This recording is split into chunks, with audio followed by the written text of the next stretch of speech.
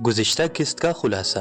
हयात नामी एक लड़की जो लंदन जाने की ज़िद करती है, लेकिन इसके वालिदैन इस बात पर राज़ी नहीं होते और वो इसका रिश्ता तय कर देते हैं। मुझे लंदन जाना है। अमारा बेगम के चेहरे पे एक रंग आया। काफ़ी देर तक वो खामोशी से उसे देखती रही। तुम जानती हो ये नामुमकिन है। तुम्हारे अब्बू कभी इस बात की इजाज़त नहीं देंगे। नामुमकिन कुछ नहीं होता मम्मा, दुनिया में हर शय मुमकिन है। आप एक बार अब्बू से बात तो करें, क्या पता वो मान जाए। ठीक है, मैं एक बार कोशिश करूंगी। अमारा बेगम ने उसे उम्मीद दिलाई। वो खुशी से इनके गले लग गई। वो जानती थी वो झूठ बोल रही है। वो ऐसा कभी नहीं कर सकती। यूं किसी से शादी वो ख्वाब में भी नहीं कर सकती थी। लेकिन वो अपनी मम्मा को मजीद दुख नहीं देना चाहती थी। जो इसने सोचा था वो वही करना चाहती थी और इस मसले का हल वो बाद में आराम से सोचना चाहती थी। अपने कमरे में आकर भी वो यूं ही टहलती रही। तकरीबन आधा मसला तो वो हल कर चुकी थी, लेकिन फिर भी वो टेंशन में थी। पहले अगर सोचने के लिए सिर्फ लंदन था, तो अब इसके सोच में एक अजनबी लड़के का भी इजाफा हो गया। लंदन का ख्वाब अपनी जगह, लेकिन वो अपनी सबसे बड़ी ख्वाहिश के तकमील के लिए इतनी बड़ी कुर्बानी तो कभी नहीं दे सकती थी। यूं राह चलता कोई भी लड़का इसकी जिंदगी में यूं तो नहीं आ सकता था। अपनी जिंदगी और अपने जीवन साथी को लेकर हर इंसान के दिल में कई ख्वाब होते हैं। इसका सर दर्द से पटा जा रहा था। वो सर थाम कर जैसे बेबस हो गई और सोफे पे बैठ गई। थोड़ी देर पहले तक वो बिल्कुल पुरसुकून थी, लेकिन आने वाले कुछ लम्हे, कुछ घड़ियां इंसान की जिंदगी को कहां से कहां ले जाती है। अचानक इसके दिमाग में एक ख्याल बिजली की तरह आया। गो के ये काफी हद तक रिस्की था, लेकिन इसके अलावा कोई दूसरा रास्ता भी नहीं था। इस आइडिया के तहत उसे यकीन था अब कुछ न कुछ तो हो ही जाएगा। इसलिए इसकी टेंशन में काफी हद तक कमी आई। दुपट्टा उतारकर वो बेड पर सोने के लिए लेटी, लेकिन खुली आंखों से वो सो नहीं सकती थी। वो खामोशी से छत को देखे जा रही थी। अब्बू की अजीब और अहमकाना जिद की वजह से उसे कितना ख्वार होना पड़ रहा था। पापा से टक्कर लेने का वो सोच भी नहीं सकती थी। वो काफी गुस्सीले और सख्त थे, मगर इस सब के बावजूद भी वो किसी भी लड़के को शादी के लिए मुंतखब नहीं कर सकती थी। अब इसे कोई ऐसा तरीका निकालना था जिससे सांप भी मर जाता और लाठी भी ना टूटती। शाम का वक़्त था। हयात ने मोबाइल चार्जिंग से निकालकर वक़्त देखा। शाम के 5 बज रहे थे। इस वक़्त अब्बू यकीनन नमाज पे गए होंगे। यही सही मौका था अपने काम को सरअंजाम देने का। वो जो कल से सोच रही थी, इस काम को करने का वक़्त आ चुका था। लेकिन ये काम काफ़ी रिस्की था। कुछ भी हो सकता था, मगर जिंदगी में कभी ना कभी रिस्क लेना ही पड़ता है। वो अपने कमरे से बाहर निकल आई।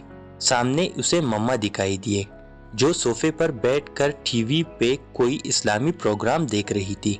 उसे मम्मा को किसी काम में मसरूफ करना था, तभी वो अपना काम आसानी से कर सकती थी।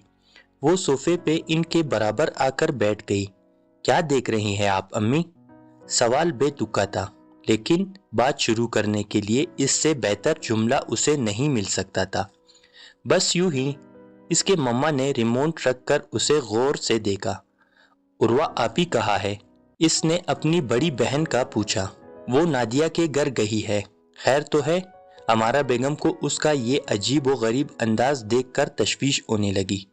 जी अम्मी। अच्छा अम्मी, आज मौसम काफ़ी अच्छा है ना, तो क्यों ना आप मेरे लिए बिरयानी बनाएं। ये अचानक बिरयानी का ख्याल कैसे आया तुम्हारे दिल में? बस वैसे ही, प्लीज़ बना देना। अमारा बेगम गहरी सांस लेकर किचन में चली गई और इसने भी इत्मीनान का सांस लिया। वो भागती हुई अब्बू के कमरे में आई। इनका मोबाइल इस वक्त कमरे में ही होता था। वो नमाज पे जाने से पहले मोबाइल चार्जिंग पे लगा कर जाते थे। इसने दरवाज़ा बंद करके मोबाइल को चार्जिंग से निकालकर बेड पर बैठ गई।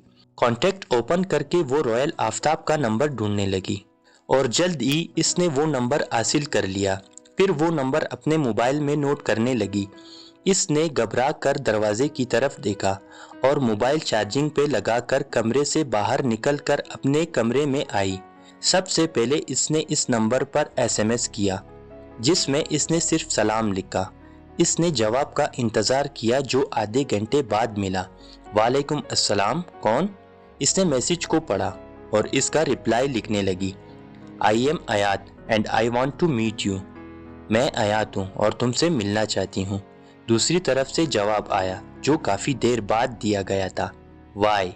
وہ جھنجھلاہٹ کا شکار ہونے لگی۔ اس کا مطلب وہ اسے جانتا تھا، اس لیے اس نے یہ نہیں پوچھا کون حیات۔ پھر اسے وہ چوڑیاں یاد آئی۔ اب ساری بات وہ سمجھ چکی تھی۔ ضرور اس لڑکے نے کہیں اسے دیکھا ہوگا اور پسند کیا، پھر وہ ابو کو متاثر کرنے کے لیے ان کا من پسند روپ دھارنے لگا، اور اس دن وہ چوڑیاں بھی اسی نے ہی پہنی تھی، مگر کہاں سے پہنی گئی تھی یہ سمجھنا اس کی سوچ سے باہر تھا۔ وہ جو بھی تھا اس کے لیے وہ اپنے دل میں غصہ محسوس کرنے لگی تھی۔ کل صبح 10 بجے سٹی پارک میں تمہارا ویٹ کروں گی، آ جانا۔ وائی کا جواب تمہیں وہی ملے گا، بائے۔ دھڑکن کی رفتار بے قابو تھی، اسے ڈر تھا کہیں کسی کو پتہ نہ چل جائے۔ اوکے، اس نے ایک ماتھے پہ آیا پسینہ صاف کیا۔ ایک کام تو وہ کر چکی تھی، اب جانے آگے کیا ہونا تھا۔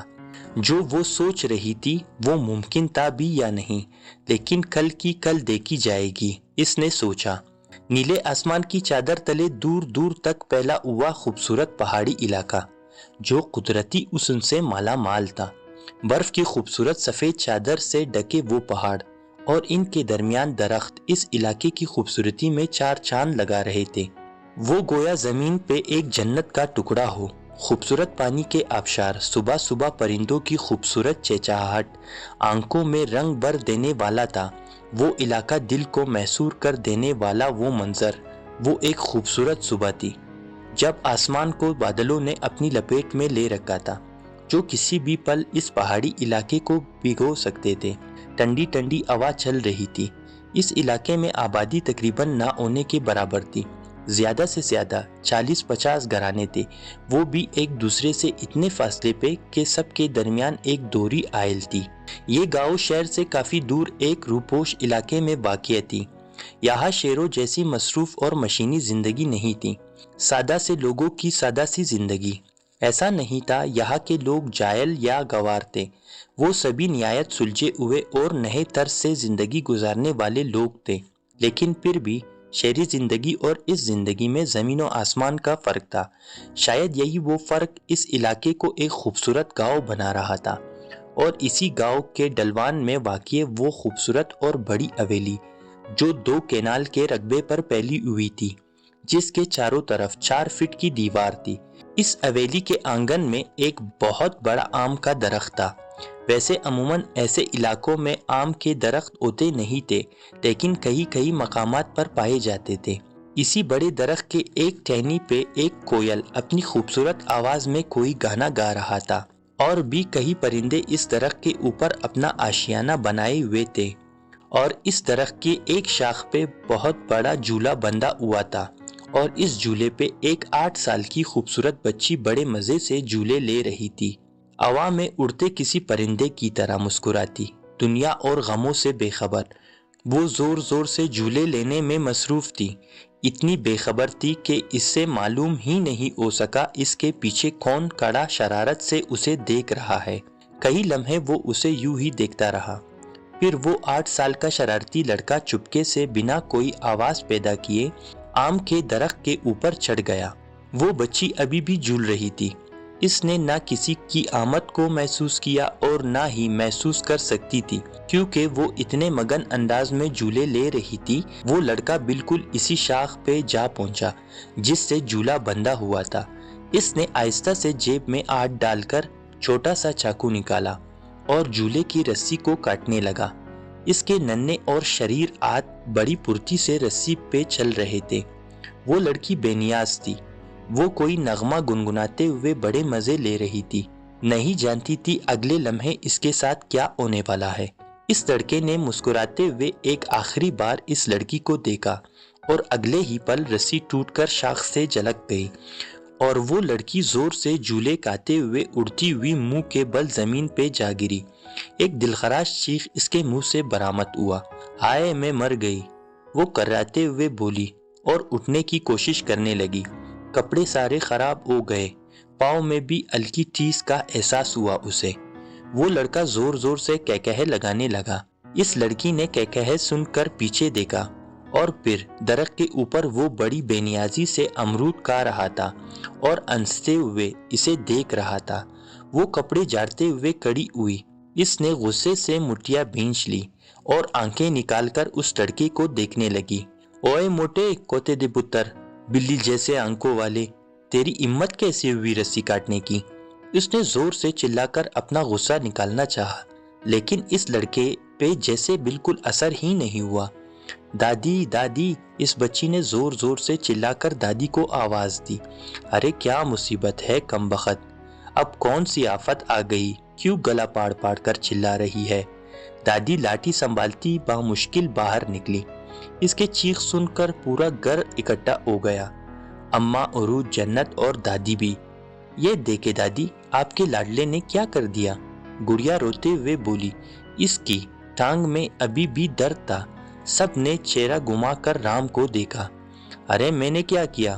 وہ دنیا بھر کے معصوم لوگوں کا ریکارڈ توڑتے ہوئے بولا۔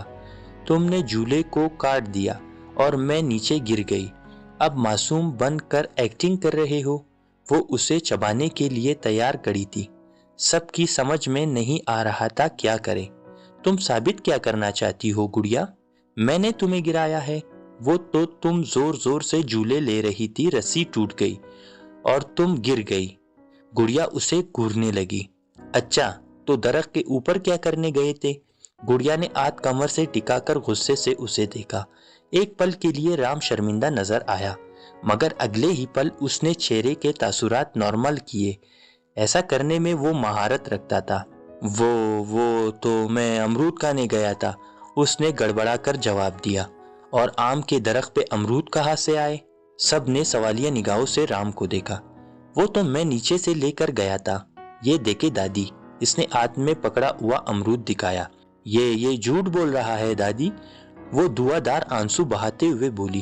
ارے چپ کر منوس، رام کبھی جھوٹ نہیں بولتا، یہ سب تمہاری اس منوس دل کی وجہ سے ہوا ہے۔ کہا بھی تھا مت کہا اتنے لمبے لمبے جھولے، مگر تو کسی کی سنے نہ تب، اور اس معصوم پہ الزام لگانا بند کر، اتنا پیارا بچہ ہے۔ دادی نے آگے بڑھ کر اسے گلے سے لگا لیا۔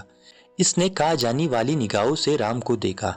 رام فاتحانہ انداز میں مسکرا رہا تھا اور سب گھر والے واپس اپنے کاموں میں مصروف ہو گئے۔